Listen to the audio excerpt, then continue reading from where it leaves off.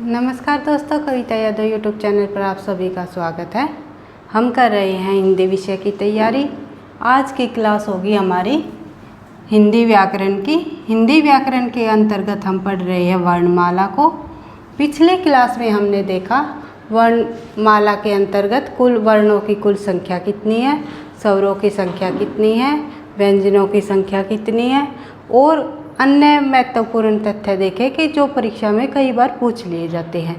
वर्णमाला से संबंधित जो प्रश्न परीक्षा में पूछे जाते हैं हम उनको सभी को करते हुए चलेंगे। तो बढ़ते हैं हम अपने टॉपिक की तरफ। वर्णमाला में हम कर रहे हैं आज स्वर को। स्वर को आज हम करेंगे, ये देखेंगे स्वर के अंतर्गत परीक्षा में किस प्रकार से प्रश्न आते हैं और उन्हीं को करते हुए हम बार बार रिवीजन करते हुए हम आगे बढ़ेंगे। सबसे पहला पॉइंट होगा स्वर। स्वर क्या होते हैं? वे वर्ण जो स्वतंत्र रूप से बोले जाते हैं उन्हें हम स्वर कहते हैं। पिछली क्लास में भी मैंने आप लोगों को ये परिभाषा बताई थी, वर्ण की परिभाषा बताई थी और स्वरों के बारे में भी थोड़ी जानकारी दी थी। तो आज हम कंप्लीट रूप से स्वरों को करेंगे। स्वर कितने प्रकार के होते हैं और उत्पत्ति के आधार पर और इस प्रकार से जैसे जैसे परीक्षा में प्रश्न बनते हैं उसी आधार पर हम करते हुए चलेंगे। तो स्वर होते हैं जो वर्ण जो स्वतंत्र रूप से बोले जाए। स्वर वे वर्ण होते हैं जो स्वतंत्र रूप से बोले जाए। स्वतंत्र रूप से का मतलब क्या है कि किसी अन्य वर्ण की उसमें शामिल ना हो। जैसे व्यंजन के अंतर्गत हम स्वरों को शामिल कर देते हैं, जैसे कै बोलते हैं, कै प्लस ए, तो व्यंजन में स्वर शामिल हो जाते हैं ना। तो इसी तरह स्वर में व्यंजन शामिल नहीं होता और वे स्वतंत्र रूप से बोले जाते हैं, इन्हें हम स्वर कहते हैं। अभी इनकी संख्या देख लेते हैं। हमने पिछली क्लास में भी देखी थी स्वरों की कुल संख्या। कुल पे जोर देना भाई। कुल संख्या पूछ ली जाए परीक्षा में, स्वरों की कुल संख्या कितनी है तो हो जाएगी 13। लेकिन अगर सिंपल तरीके से पूछ लिया जाए प्रश्न स्वरों की कितनी संख्या है तो हो जाएगी 11। मैंने बताया था दो स्वर ये अयोगवा होते हैं। ये हम व्यंजन में भी इनकी गणना कर लेते हैं और स्वरों में भी कर लेते हैं। अगर स्वरों की संख्या पूछ ली जाए तो 11 और कुल स्वरों की संख्या पूछ ली जाए तो 13। और एक प्रश्न और पूछ लिया जाता है, मूल स्वर कितने होते हैं? हमारे मूल स्वर कितने होते हैं? मूल स्वर होते हैं 4, ए, ई, उ और री। ये मूल स्वर कैसे होते हैं? मूल का मतलब क्या होता है कि ये इनके अंदर अन्य स्वर शामिल नहीं होते। जैसे कि आ है, आ स्वर है, आ ए प्लस ए मिलकर बन गया तो आ हो जाएगा। तो आ जिससे बना है उसका मूल तो ए है ना, ई है, ई प्लस ई हो जाएगी तो बड़ी ई हो जाएगी। ई का जो मूल होगा वो ई होगा ना। जिन स्वरों में अन्य स्वर शामिल नहीं होते उन्हें हम मूल स्वर कहते हैं। जैसे ए, ई, उ, री। ए, छोटी ई, छोटा उ और री। इस तरह प्रश्न बन जाते हैं मूल स्वरों की संख्या कितनी है तो हो जाएगी 4। आगे देख लेते हैं स्वर कौन कौन से होते हैं हमारे? 13। स्वरों की संख्या हमने देखी 13। तो 13 स्वर कौन कौन से हो गए? ए, आ, ई, बड़ी ई, छोटा उ, बड़ा उ, री, ऋषि, ए, ऐ, ओ और औ। ये 2 अयोगवा अंग और ए है। ये 2 अयोगवा स्वर होते हैं और 11 हमारे स्वर होते हैं। और कुल संख्या पूछ ली जाए तो 13 और स्वरों की संख्या पूछ ली जाए तो 11। अब इनकी मात्राएं देख लेते हैं। ए स्वर की कोई मात्रा नहीं होती। ये परीक्षा में ये पूछ लिया जाता है किस स्वर की अपनी कोई मात्रा नहीं होती, क्यों ए स्वर की कोई मात्रा नहीं होती। ए की कोई मात्रा नहीं लगती ना भाई। आ की मात्रा होती है ये, छोटी ई की मात्रा होती है ये, बड़ी ई की मात्रा होती है ये, छोटा ऊ की मात्रा होती है ये, बड़ा ऊ की मात्रा होती है ये, री की मात्रा होती है ये, और ए की मात्रा होती है ये, और आई की मात्रा होती है ये। ठीक है। ओ की मात्रा होती है ये, और औ की मात्रा होती है ये, और अंग की मात्रा होती है ये और ये, दोनों होती है ये। एक हिंदी में प्रयोग की जाती है और एक संस्कृत में। और अह की मात्रा होती है ये, इसे हम विसर्ग भी कहते हैं। आ गया समझ। तो कुल मात्रा हमने देखी स्वरों की, आ, ई, उ, री, ए, ऐ, ओ, औ, अंग, ऐ है विसर्ग। अब पूछ लेते हैं कई बार परीक्षा में कि उत्पत्ति के आधार पर स्वरों की संख्या कितनी होती है। उत्पत्ति के आधार पर स्वर कितने प्रकार के होते हैं। तो उत्पत्ति के आधार पर स्वर पूछ लिए जाए तो उत्पत्ति के आधार पर स्वर दो प्रकार के होते हैं। कौन कौन से? एक मूल स्वर और एक संधि स्वर, जिसको हम संधि स्वर को दीर्घ स्वर या गुरु स्वर भी कहते हैं। मूल स्वर हमने पढ़ लिए थे ए, ई, उ, री, यानी कि ए, ई, छोटा ऊ और री, ये होते हैं मूल स्वर। ये मूल होते हैं, बिल्कुल मूल, जिससे स्वरों की उपज होती है, निकलते हैं, या अन्य स्वर भी इन्हीं से बनते हैं। तो ये होते हैं मूल स्वर। और संधि स्वर जो मिलकर बनते हैं, संधि मतलब मिलना, मिलकर बनते हैं, ये होते हैं आ, बड़ी ई, बड़ा ऊ, ए, आई, ओ और औ। ये आपको जब संधि का टॉपिक करोगे तब करना होगा कि किस स्वर से मिलकर कौन सा स्वर बनेगा और फिर उसकी मात्राएं क्या लगेगी। इस तरह जब हम संधि विच्छेद और संधि मिलान करेंगे तब हमें ये करना मतलब समझना बहुत ज़रूरी हो जाएगा संधि के टॉपिक के लिए भी। इनको हम दीर्घ स्वर भी कहते हैं और गुरु स्वर भी। गुरु मतलब बड़ा, दीर्घ मतलब बड़ा, संधि मतलब मिलान करने वाले। तो ये होते हैं आ, ए प्लस ए से मिलकर बना आ, ई प्लस ई से मिलकर बनी ई, ऊ प्लस ऊ से मिलकर बना बड़ा ऊ, और ए प्लस ई से मिलकर बना ये ए, और ई प्लस ए प्लस ए से मिलकर बना ए, आई, और ओ बना ए प्लस ऊ से मिलकर बना ए प्लस ऊ, छोटा ऊ से मिलकर बना ओ, और ऊ प्लस ऊ नहीं सॉरी, इसमें ऊ प्लस नहीं ओ, ये वाला ओ, ये ए प्लस ऊ से बन गया ओ, फिर ओ आ जाएगा यहाँ ओ प्लस ए से मिलकर बन गया औ। तो इस तरह इनका ये दीर्घ स्वर, गुरु स्वर या संधि स्वर दो स्वरों से मिलकर इस तरह स्वरों की उपज होती है, दीर्घ स्वर बनते हैं, और ये हमारे हो जाते हैं चार मूल स्वर। मूल स्वरों से जो स्वर मिलकर बनते हैं उन्हें हम दीर्घ स्वर कहते हैं। आई समझ। ये पूछ लेंगे उत्पत्ति के आधार पर स्वरों की संख्या कितनी होती है। तो उत्पत्ति के आधार पर स्वरों की संख्या होती है दो प्रकार के होते हैं। कौन कौन से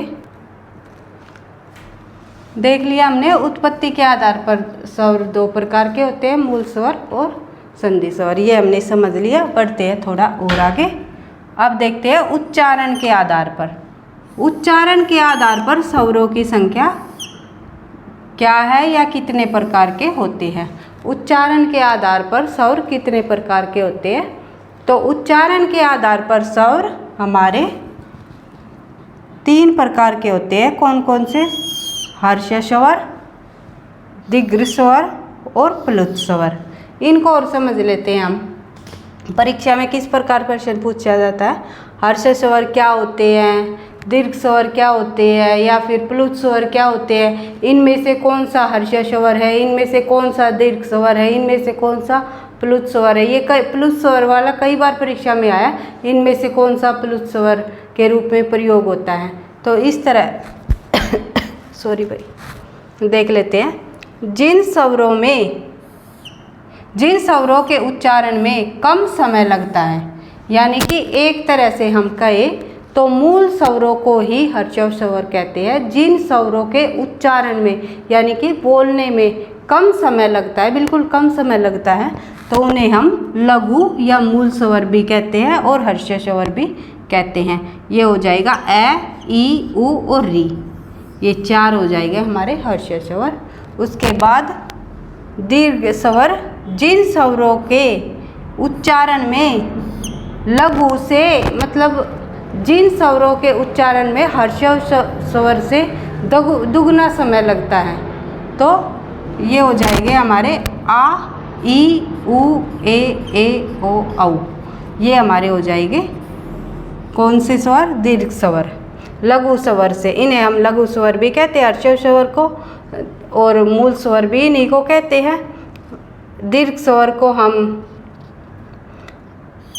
इससे लघु स्वर से दुगना समय जो स्वर लेते हैं उन्हें हम दीर्घ स्वर कहते हैं। उसके बाद प्लुत स्वर के अंतर्गत ये आ जाएगा दीर्घ स्वर से भी अधिक समय ले। जो स्वर दीर्घ स्वर से भी अधिक समय ले, हर्ष स्वर होते हैं जिनमें कम समय लगे। फिर उसके बाद दीर्घ स्वर जिनमें हर्ष स्वर से या लघु स्वर से दुगना समय लगे, और प्लुत स्वर जिनमें दीर्घ स्वर से भी अधिक समय लगे बोलने में। जैसे कि उदाहरण के रूप में हम देख लेते हैं, जैसे कि राधा या मोहन। जैसे हम बोलते हैं किसी को आवाज़ देकर, थोड़ी सी लंबी आवाज़ को हम खींच लेते हैं, जैसे राधा, मोहन, रमेश। इस तरह जो बाद में थोड़ी सी लंबी ध्वनि हमें प्रयोग में लानी होती है, तो उनको हम कहते हैं प्लुत स्वर। तो इनका ये निशान होता है इस तरह, एस टाइप का, कि ये एस इंग्लिश में जो एस अल्फ़ाबेट होता है उस तरह का ये निशान होता है। इस तरह हम 2 बार निशान लगा देते हैं इसको। जितनी भी लंबी आवाज़ करेंगे हम उतने ही जैसे निशान लगाते हुए चलेंगे। जैसे ज़्यादा लंबी बोलने राधा, मोहन, तो इस तरह जो ये निशान होते हैं इन्हीं को हम प्लुत स्वर कहते हैं। लेकिन एक बात ध्यान रखने की ओर है, प्लुत स्वर कोई स्वर नहीं होता, ये सिर्फ ध्वनि में के लिए ही प्रयोग किए जाते हैं। ये दीर्घ स्वर के बाद चिन्ह का प्रयोग होता है इनका। जो दीर्घ स्वर होता है जैसे आ एक दीर्घ स्वर है ना, आ, यहाँ पे आ की मात्रा लगी तो आ दीर्घ स्वर है। मोहन, ओ की मात्रा आई, ये वाली ओ की मात्रा आई, तो ये भी एक दीर्घ स्वर है। इन्हीं स्वरों के बाद इन चिन्हों का प्रयोग होगा भाई। कभी भी मूल स्वर के बाद प्लुत स्वर के चिन्हों का प्रयोग नहीं होगा, हमेशा दीर्घ स्वर के बाद ही इन चिन्हों का प्रयोग होगा। आई समझ? तो क्या होगा एग्जाम में क्या आ सकता है, उच्चारण के आधार पर स्वरों को कितने वर्गों में बांटा गया है। उच्चारण के आधार पर स्वरों को के 3 प्रकार है या 3 वर्गों में बांटा है। कौन कौन से? सबसे पहला हर्ष स्वर, दीर्घ स्वर और प्लुत स्वर। हर्ष स्वर क्या होते हैं, दीर्घ क्या होते हैं और प्लुत क्या होते हैं, ये मैंने आपको अच्छे से समझा दिया है। आई होप आपको समझ आ रहा होगा। फिर देख लेते हैं हम जीवा के आधार पर, यानी जीव के प्रयोग के आधार पर स्वरों के कितने प्रकार होते हैं। जीवा के आधार पर स्वरों के 3 प्रकार होते हैं। कौन कौन से? एक अग्र स्वर, दूसरा मध्य स्वर और तीसरा पश्च स्वर। एक अग्र स्वर, जिन स्वरों के उच्चारण में जीवा के आगे के भाग का प्रयोग हो, जैसे ई, ई, ए और री। जैसे ई, बड़ी ई, ए और री, तो ये जीवा के हमारे आगे वाले हिस्से का प्रयोग होता है, आगे वाले भाग का प्रयोग होता है हमारी जीवा का, और इसलिए हमें इन्हें अग्र स्वर कहते हैं। उसके बाद मध्य स्वर, जिन स्वरों के प्रयोग में जीवा के हमारे मध्य भाग का प्रयोग हो, मध्य का मतलब बीच वाले भाग का, इसमें सिर्फ मध्य भाग में हो जाएगा ए। ये हमेशा कई बार प्रश्न पूछा जाता है, तो ये जीवा के आधार पर स्वरों के प्रयोग में मध्य स्वर का ही पूछा जाता है। ये पूछ लेते हैं इनमें से कौन सा मध्य स्वर नहीं है, या इनमें से कौन सा मध्य स्वर के अंतर्गत आता है, तो ये हो जाएगा हमारा सिर्फ एक स्वर होगा इनमें, ए से अनार, ए। पश्चात्य स्वर, जिन स्वरों के उच्चारण में जीवा के पीछे का भाग प्रयोग में लाया जाए, पीछे का भाग प्रयोग हो, जैसे आ, जीवा के पीछे का भाग प्रयोग किया जाता है, आ, उ, ओ और ओ। इस तरह हमने देखा जीवा के आधार पर स्वरों के प्रकार।